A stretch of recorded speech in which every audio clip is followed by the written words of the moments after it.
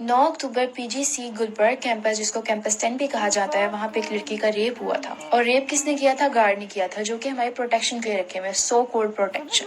उसमें van driver भी involve था। सैडली उसकी इतनी बुरी हालत हो गई कि उसको ICU में शिफ्ट करना पड़ा। ये निजाम है हमारे PGC यानी पंजाब ग्रुप ऑफ कॉलेजेस की, जिसको 2 दिन पहले, एग्जैक्ट 2 दिन पहले, जो चेयरमैन है उनको अवार्ड मिला है। For what?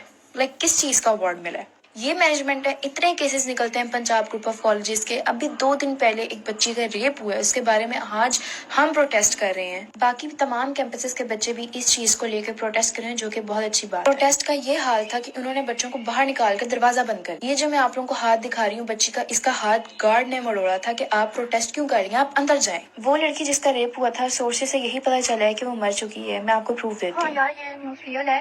अभी कंफर्म बात हुई है मेरी GC में उस लड़के से। कंफर्म है ये कि वो लड़की सच्ची में डेथ हो गई है। उसने सारा हुलिया बताया उस लड़की का कि उसकी जो मतलब जब वो जिंदा थी तब वो नहीं बोल सकती थी, उसकी आवाज़ बिल्कुल नहीं निकल रही थी। और उसकी टांगों पे, सारी की सारी टांगों पे उसकी स्क्रैचेस हैं, सारे खरोच के निशान पड़े हुए हैं। नेक का उसका सत्यानाश हुआ है, इतना गंदे गंदे निशान पड़े हुए हैं। और उसके जो है दूसरे पार्ट्स, जेनिटल पार्ट्स होते हैं, उसका तो भाई पूरा हाल हुआ है। और जो डेथ की रीज़न है, वो डेथ की रीज़न ये थी कि ब्लड लॉस हो गया उसका, उसका खून एकदम खत्म हो गया था, जिसकी वजह से मुझे ये समझ नहीं आ रहा है कि हम एक इस्लामिक मुल्क है और हमारे एक इस्लामिक मुल्क में इतने लोग हैं जो कि हवस से भरे हुए हैं, हवस के पुजारी लोग हैं। इधर कोई लॉ, इधर कोई कानून ही नहीं है।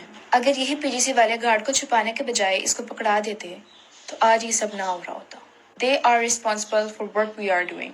हम ये प्रोटेस्ट उस लड़की के लिए तो कर ही रहे हैं, लेकिन हम अपने लिए और अपनी आगे आने वाली नस्लों के लिए भी कर रहे हैं। बिकॉज मेरे ख्याल से ये मुल्क अब रहने के काबिल नहीं रहा, जिधर कोई कानून ही नहीं है, जिधर रेपिस्ट आम खुले आम फिर रहे होते हैं, जिनको कोई खौफ खुदा ही नहीं रहा। ये बात वो अपने कॉलेज में थी, वो यूनिफॉर्म में थी, प्रॉपर यूनिफॉर्म में थी, और एक निकाबी गर्ल थी। अपने कॉलेज इंस्टीट्यूट्स में भी नहीं सेफ, हम आम सड़कों में भी नहीं सेफ, तो हम सेफ कहाँ हैं? और ये न्यूज फैला दी कि गार्ड को अरेस्ट कर दिया गया, जो कि बिल्कुल फेक थी। ये न्यूज फैला के चाहते थे कि गार्ड अरेस्ट हो गया, बच्चे सुनकर खुश हो जाएंगे, प्रोटेस्ट रोक देंगे, मामला ठंडा हो जाएगा, हमारी रैपर बच जाएगी, लेकिन ऐसा नहीं हुआ। बाकी आई जस्ट वांट टू से कि अल्लाह उसको जन्नत में आला मकाम अता फरमाए।